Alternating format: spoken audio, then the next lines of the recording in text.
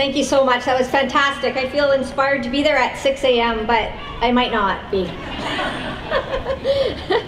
The next speaker will be Gwen Barley, and we all know Gwen as an incredible advocate for Lyme disease. She was also diagnosed with Lyme disease herself. Please come to the stage.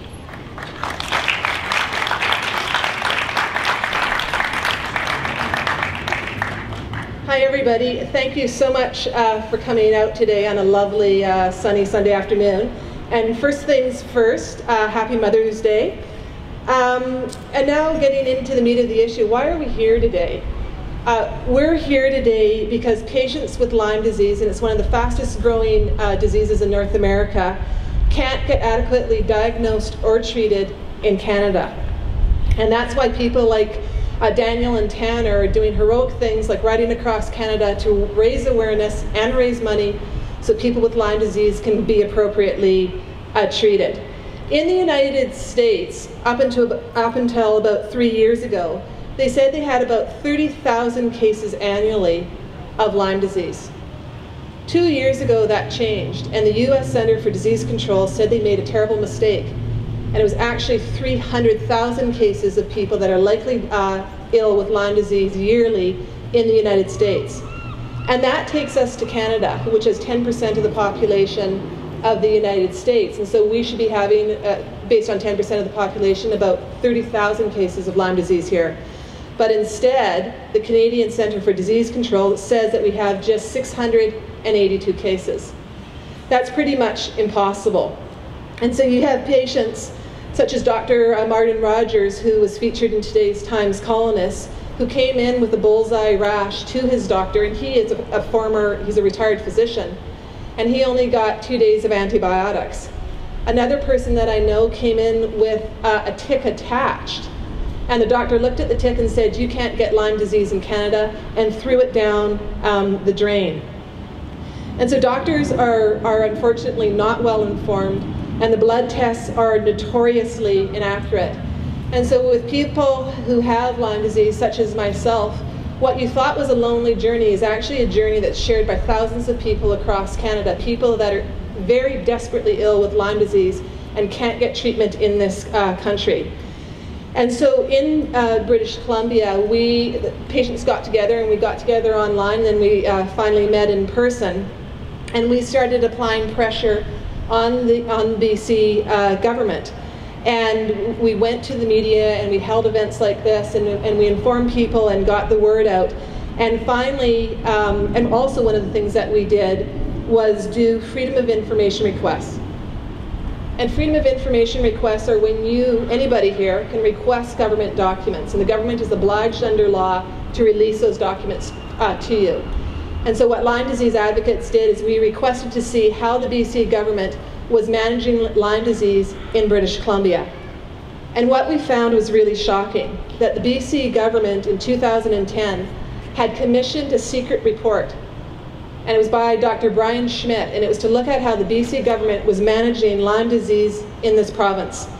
And what Dr. Schmidt said was the majority of doctors lack knowledge about Lyme disease, that testing is poor, there's no treatment for chronic Lyme disease patients, and those are patients with an established infection, that the true incidence of Lyme disease in British Columbia is unknown, and that the current state of diagnostic methods for chronic Lyme disease is inadequate. And so we were really happy when we got that report, and it got wide media coverage.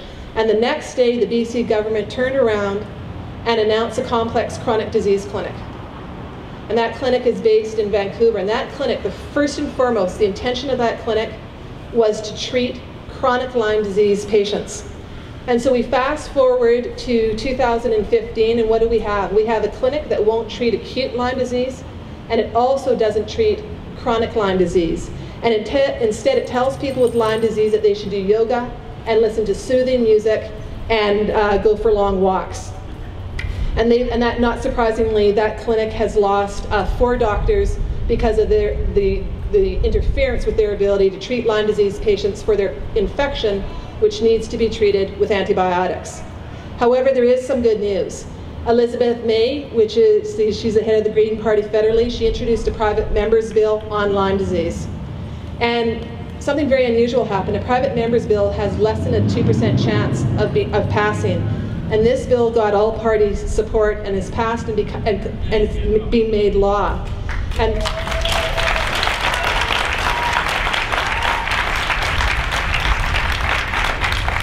there's going to be a conference that is convened this year, and it's going to be looking at talking with medical experts across British Columbia, in the provinces, across Canada, and looking at ways to improve diagnosis, to improve treatment, and to improve research.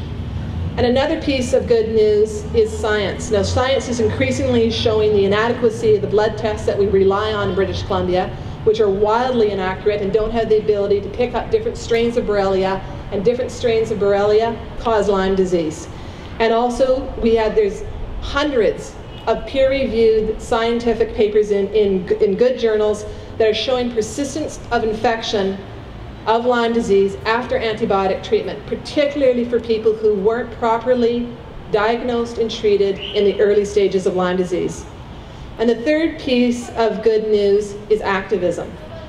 And so it's the activism of brave and heroic people like Daniel and Tanner.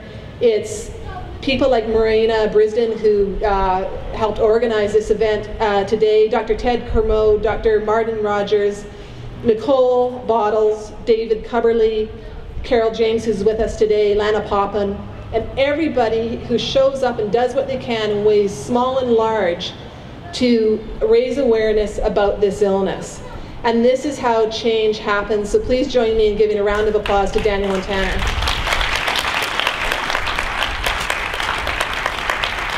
Thanks very much. Thank you. Thank you very much.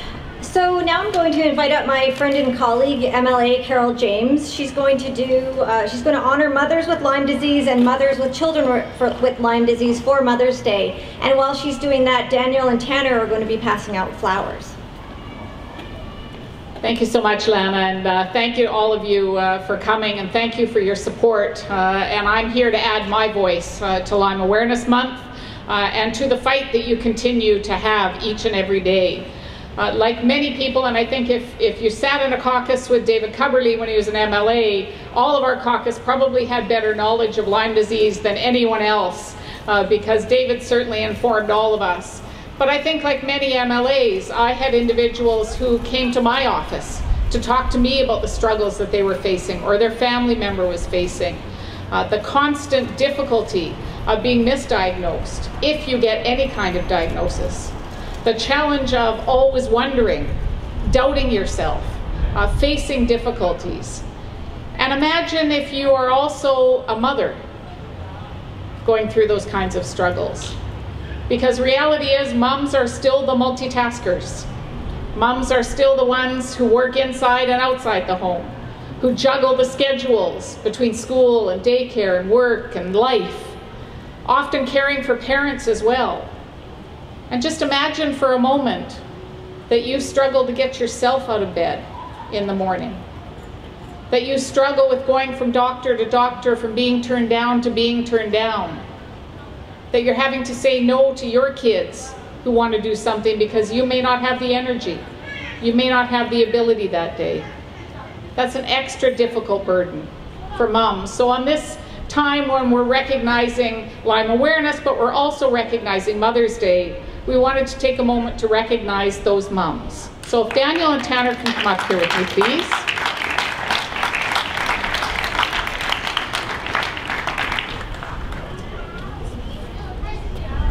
If I can ask first, any moms or grandmothers who are in the audience who are struggling with Lyme or who have children with Lyme disease, please come on up. We'd like to recognize you and acknowledge you, please.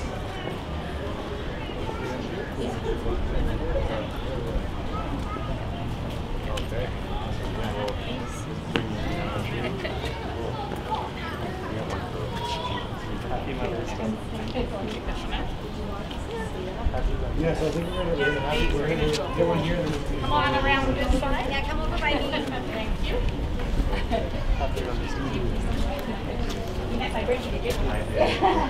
I want to get a picture. Get a picture with everybody.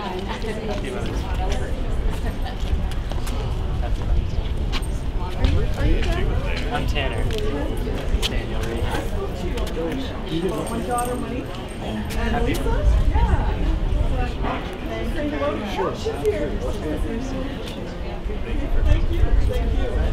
Mother's Day. There would be another fundraiser, but I don't think You can take one of mine.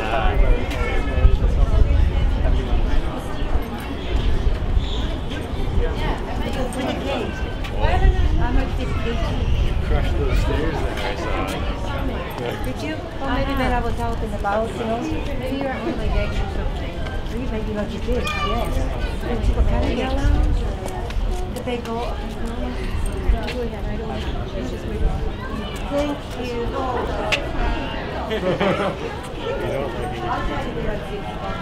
Happy Mother's Day.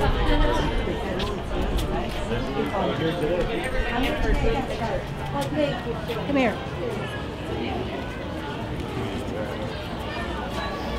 Hey, Penny. And I know the moms will be the first ones. We also want to recognize and thank their family and their friends, their spouses and partners, people who provide the extraordinary support that they do every single day to help people who are struggling with Lyme. We thank you for the support of these amazing women as well. Thank you, all of you.